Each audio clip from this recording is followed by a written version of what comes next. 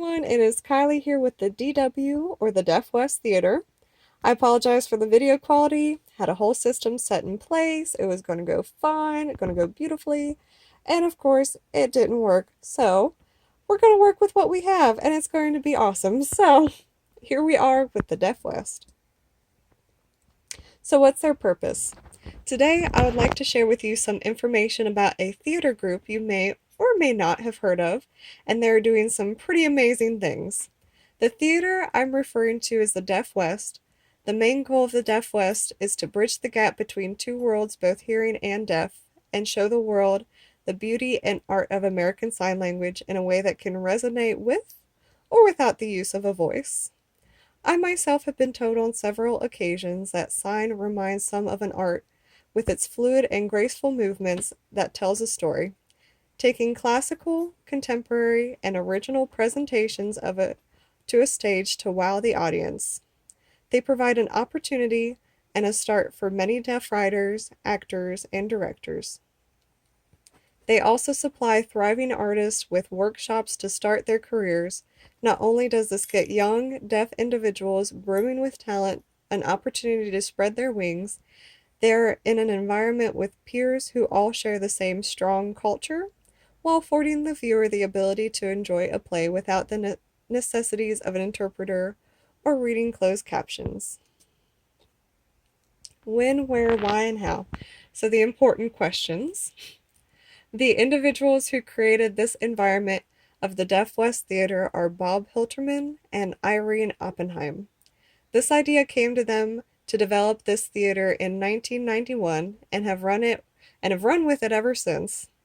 The original name they had in place was the Fountain Theater of the Deaf, and the reason behind this name was because their main venue had been the Fountain Theater in Hollywood.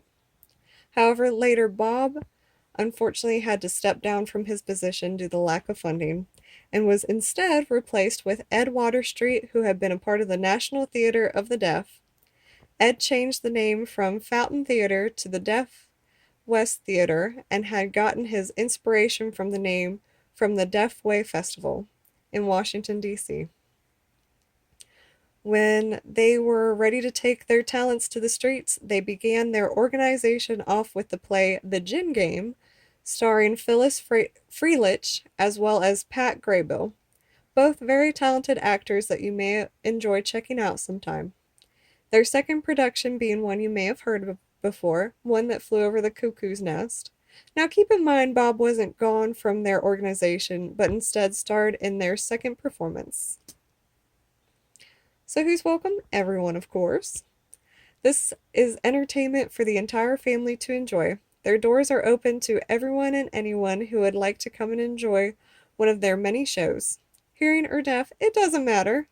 Opening the doors for the hearing world to witness deaf culture, language, and talent, and pride, acted out by some of the very best live on stage. Some people who are hearing may have never been exposed to sign language or really know what being deaf truly is, and this allows people to enjoy the artistry and grace and skill that goes into a performance in an equal and profound setting. This is why, when it comes to staffing an artist, they stick with deaf individuals with exceptional talent. These people range greatly from those who are in high school and college to seniors, because all are accepted. So stay tuned. Unfortunately, due to the pandemic, like most of the entertainment industries, they have had to close many of their productions as well as events. What they had planned coming up was a meet and greet with Sandra Mae Frank from Zoe's Extraordinary Playlist, something I have recently found and will be binge watching here soon. Fortunately for us, they are instead doing a live video party through Instagram, which is amazing. They were, however, able to do Jean Cocteau's Orphée at the Odyssey Theater Ensemble before the stage lights went dark. In the past, they have performed a brilliant show called Medusa, written by William Nevad and Getty Villa, or at Getty Villa, I apologize. Not only that, they made an appearance on Sesame Street for their 50th anniversary special. What a wonderful way to celebrate Sign with some of America's most beloved monsters, and a beautiful way to introduce Sign to youth. They also received raving reviews for Spring Awakening, directed by Michael Arden. Now, that's just to name a few of the many wonderful plays. From what I've seen, you better order your tickets quickly, or you may just be sold out before you know it.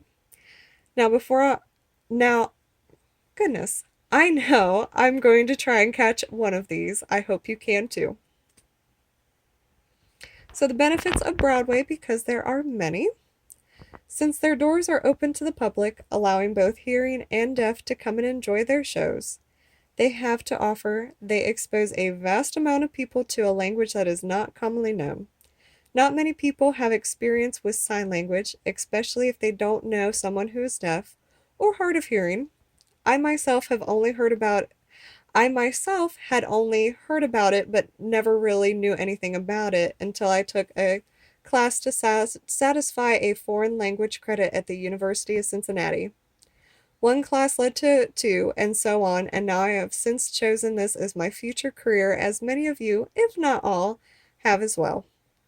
This format is opening the eyes of those who may have never seen it before and allowing them to witness a performance in a way that can be understood without words. Not only does it expose the hearing world to the deaf, it also provides an opportunity for people who are deaf to enjoy a show that wouldn't normally be able to attend in their own language without the need for an interpreter, to be able to just sit back, relax, and enjoy the show.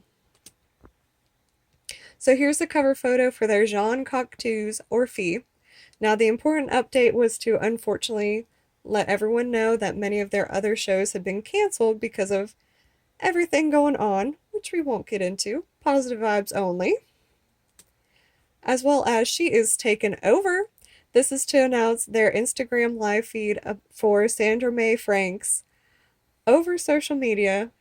And they're just raving about her.